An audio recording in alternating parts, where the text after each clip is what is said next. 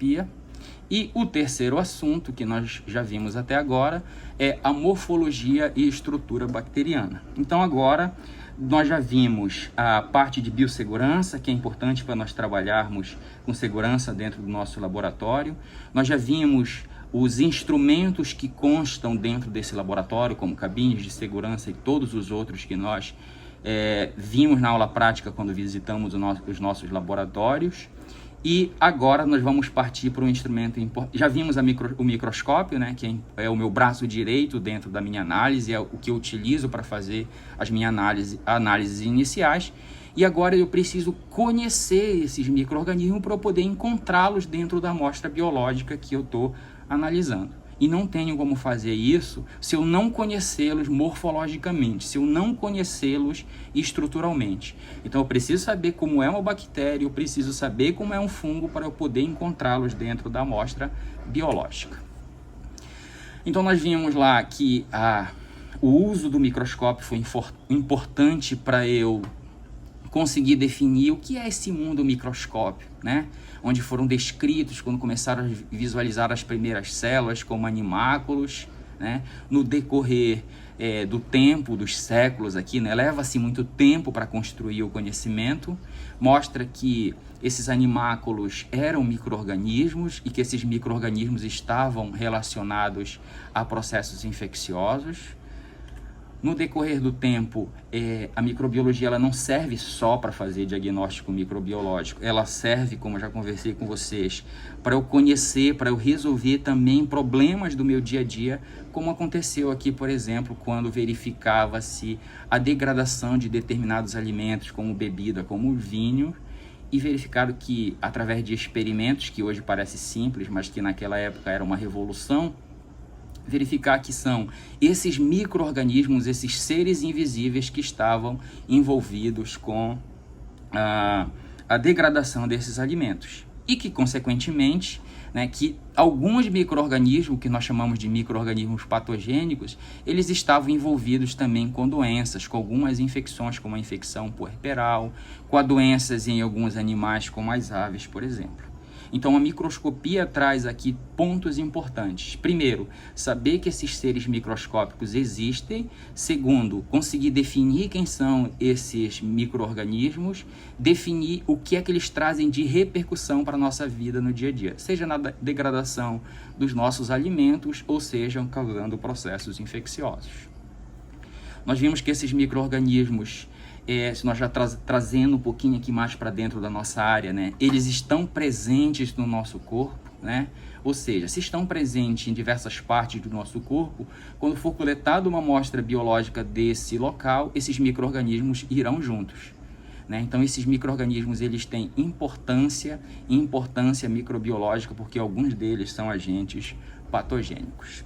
Então vamos partir agora para a morfologia bacteriana, porque eu preciso conhecer como é a morfologia e estrutura das bactérias para eu conseguir encontrá-las na minha amostra biológica.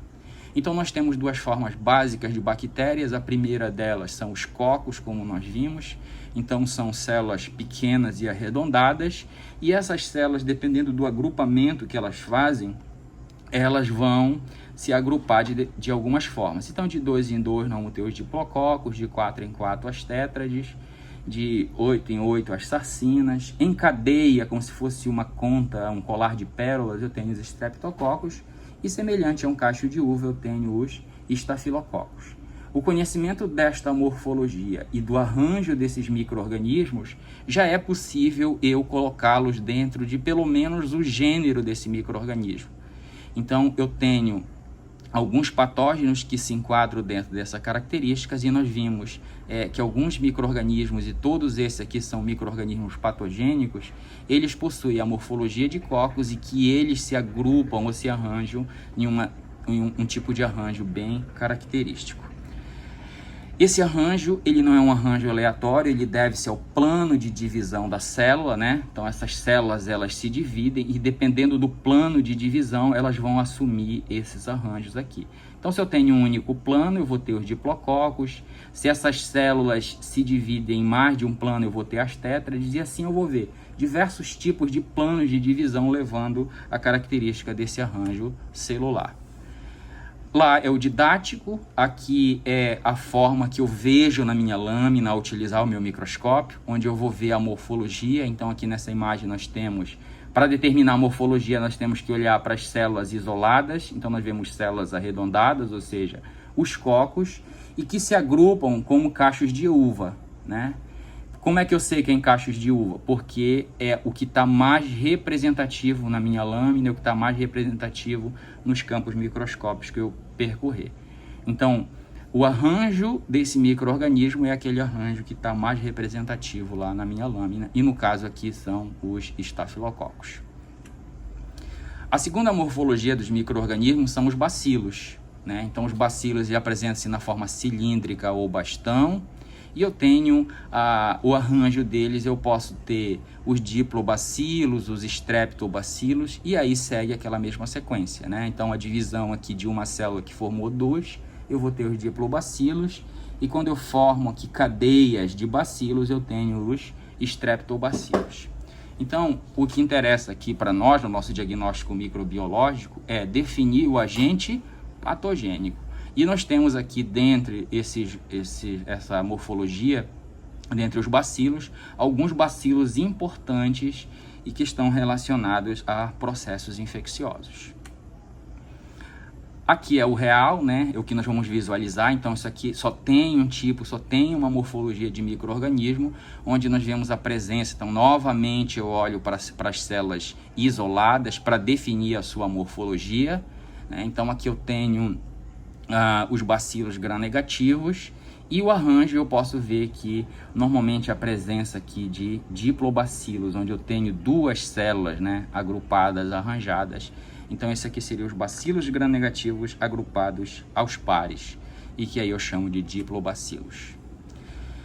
Como eu falei para vocês, os cocos e os bacilos são duas morfologias básicas. Então, não significa que eu não tenho outros tipos de morfologia. Eu tenho os espirila, eu tenho as espiroquetas. Então, aqui, por exemplo, o Vibrio cholerae é um vibrião, né? O Helicobacter pylori é um espirilo. O treponema pálido, que causa sífilis, já é uma espiroqueta. Então, não esqueçam que, basicamente, eu tenho os cocos e os bacilos, mas eu tenho também outros agentes patogênicos que assumem outra morfologia bacteriana. Apesar de serem pouco comuns no meu dia a dia de análise, mas eles vão estar presentes. Em algum momento eu vou precisar fazer o diagnóstico desses micro-organismos. E aí nós entramos agora, já conhecemos a morfologia, agora nós precisamos conhecer essas estruturas bacterianas. E nós começamos a conversar sobre essas estruturas. Então aqui é um modelo bacteriano, então as bactérias basicamente elas possuem essas estruturas, onde nós temos os envoltórios celulares, a cápsula, a parede celular, a membrana plasmática, o citoplasma, os ribossomos, os plasmídios, a pile, o material genético e o flagelo. Então essas estruturas, elas são peculiar das bactérias. Não significa que todas têm essa estrutura. Por exemplo, eu tenho algumas bactérias que não têm flagelo, como os cocos, por exemplo, não têm. Então essa imagem é uma imagem representativa das estruturas para nós conhecermos quais são as estruturas que as bactérias possuem. E aí nós começamos a falar. Então começamos a falar primeiramente dos envoltórios. Começamos a falar da cápsula. Vimos que a composição dela é polissacarídica, uma substância gelatinosa. Ela possui uma função, né? Várias funções na verdade, como adesão celular, ação antifagocitária, reserva de água e nutrientes. Então quem possui essa estrutura, o micro-organismo que possui essa estrutura cápsula, ela está capacitada a sobreviver mais do que um micro-organismo que não as possua. O outro que nós vimos é a parede celular. Então a parede celular, a composição dela é de peptidoglicano, e é a constituição da parede celular que vai definir se as minhas bactérias são gram-positivas ou gram-negativas. Então a composição da parede das gram-positivas é 90% peptidoglicano e é uma parede espessa com cerca de 20 camadas. Das gram-negativas eu tenho 10% apenas de peptidoglicano, porque é uma parede delgada, fina, possuindo apenas de 1 a 2 camadas. A função da parede celular é conferir a esse micro-organismo que a possui rigidez e formato na célula. né? Então, apesar dessa rigidez que a gente fala, mas ela possui ali uma maleabilidade, uma elasticidade e, consequentemente, uma porosidade, porque eu preciso fazer intercâmbio de moléculas, inclusive moléculas nutritivas do meio externo para o meio interno da célula, tá? Então não é um arcabouço, não é algo fechado que não permita essa comunicação com o meio onde esses micro-organismos vivem. Ela mantém sim, ela dá o formato, ela mantém proteção, inclusive proteção osmótica.